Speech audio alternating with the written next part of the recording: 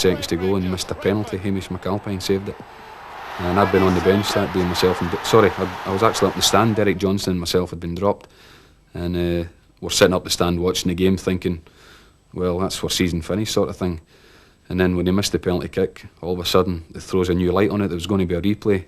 And with the game not being such a great game and the manager could make changes, Derek and myself found ourselves back in the team on the Tuesday night, I think it was. And it went down as a great final for me because I scored one and laid on another 2 goals. We ended up beating Dundee United 4-1. Tremendous, isn't it?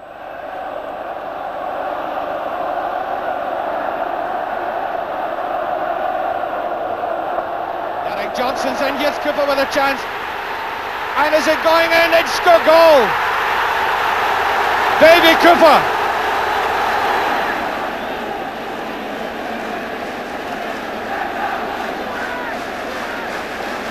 Cooper to take it. There will be curl in that. There is. Oh, that's a great goal by Bobby Russell.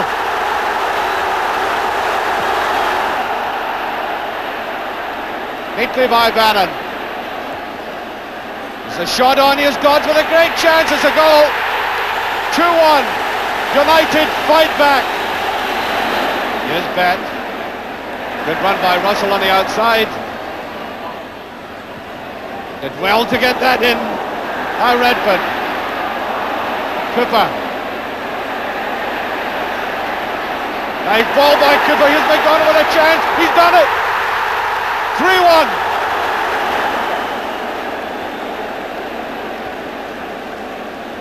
Redford all the time in the world now to look up for that. Bring it down.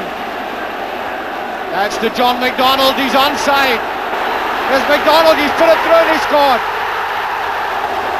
4-1 for Rangers. I just remember the Rangers took a bit of stick for the way they played on the Saturday, and I think reading in the papers, and this one didn't play, and this one obviously there was points given as normally happens for every player in a final, and a few of the players hadn't done as well as what they might, and because of the pressure maybe of the press, the manager decided to make some changes, and luckily for me it worked out. My first thought when I scored the goal, maybe about 10-15 minutes, I turned round and I was running towards the dugout, and trying to have a look at John Gregg for leaving me out in the first place, but I managed to get that goal which started us on our way, and then I took a free kick first half and Bobby Russell came in at the back post and rifled it home, and John McDonald scored not long after that. I stuck him through and he put it past the goalkeeper, so we were fairly comfortable, but Davy Dodds I think had scored one in between. I think it was at 2, I'm not sure, either 2 or 3. Doddsy had got one back, and just put a doubt in our mind again, but second half we got control of the game and John McDonald scored the 4th, and there was no way back then for them. Roberts is there, so is Davy Cooper. I really fancy it will be Davy Cooper who tries to bend one past the wall. The referee insisting the wall comes back the full 10 yards, and that's much easier to measure when you consider that's the 18-yard line, with a 6-yard line there also, so it's an easier task for the referee to identify.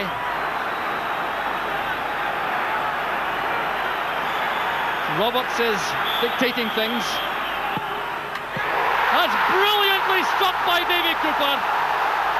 21 minutes gone, Rangers have equalised. And a stunning free kick from Davy Cooper. Well, they don't come any better than this. Thundering a ball past the wall. Leighton had no chances, that thunder. Jimmy Nichols' header. Here's Fleck. Durant's header to McCoist. There's Durant, a great chance for Rangers. And that was magnificent. Walter Smith relishes the moment, and there's no one up for Aberdeen. They're all back defending as Nicholl returns it. Roberts with the header. There's Ian Durant and Fleck. It's Robert Fleck. McCoist. So McCoist, the regular Rangers penalty taker. He's scored 3 out of 3 so far this season. And all the players having to remain in the centre circle as McCoist prepares to take the vital opening kick against Jim Leighton.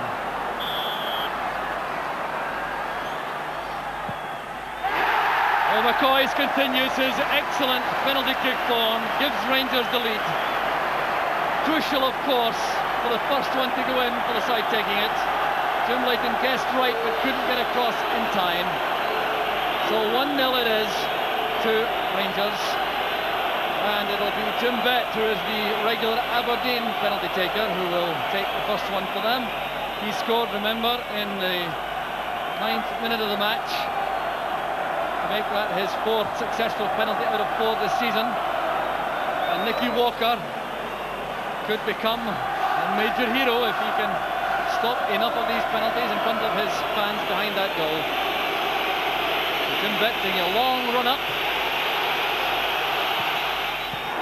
and he picked a different corner this time with equal effect, and the matchball really played it to Walker's right.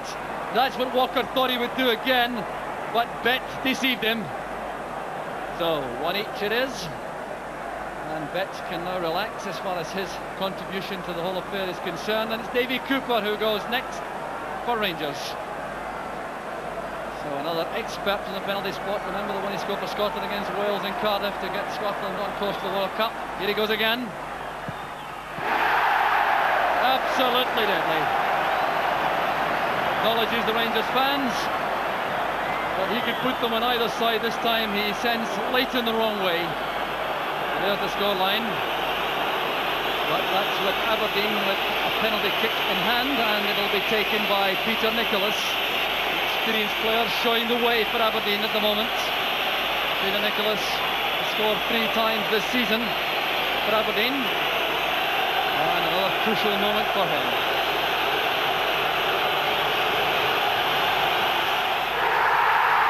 And a disaster for Aberdeen, and for Peter Nicholas in particular.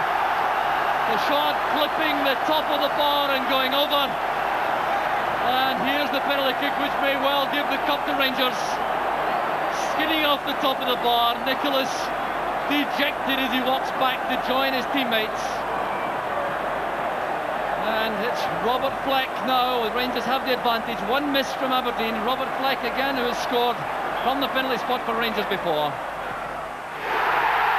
Comfortably stopped into the net. And it's all going Rangers' way at the moment. Beautifully taken once more with Leighton going to his right. The ball is stopped in the opposite corner. So 1 miss so far from Aberdeen. It's Peter Weir who must score to keep Aberdeen in with a chance. That's well taken by Weir. Left Walker with no hope at all with that one. And we've seen some very high-class penalties, apart from the one missed by Peter Nicholas. All the rest have been beauties which have left the keepers helpless.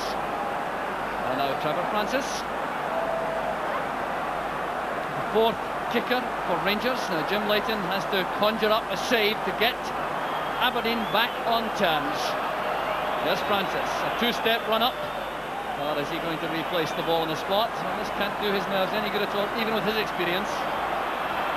A very short run-up from Francis, but thoroughly effective, and Leighton is frustrated. He guessed right that time. He just wasn't quick enough to get across to his right. Now, if the next penalty kick is missed by Aberdeen, Rangers will have won the Skol League Cup. Francis goes back. Congratulations to his teammates. It's John Hewitt now for Aberdeen. He must score to keep Aberdeen in with any kind of chance. The Rangers fans beginning to anticipate victory. And here are the celebrations. Here's Hewitt against Nicky Walker. Well, not struck with too much conviction, but it was good enough to find the net. 4-3 it is, and it's Ian Durrant who will come up. And there's Hewitt again, dropped it at the corner. So a bit of prayer, I think, for Joe Miller as Leighton prepares to face Ian Durrant. Now, it certainly would be fitting if Durrant took the final kick to win the cup for Rangers. If Durrant scores, Rangers are the winners. There will be no need for any other kick. Perfectly taken by Durrant. Rangers have won the Skol League Cup.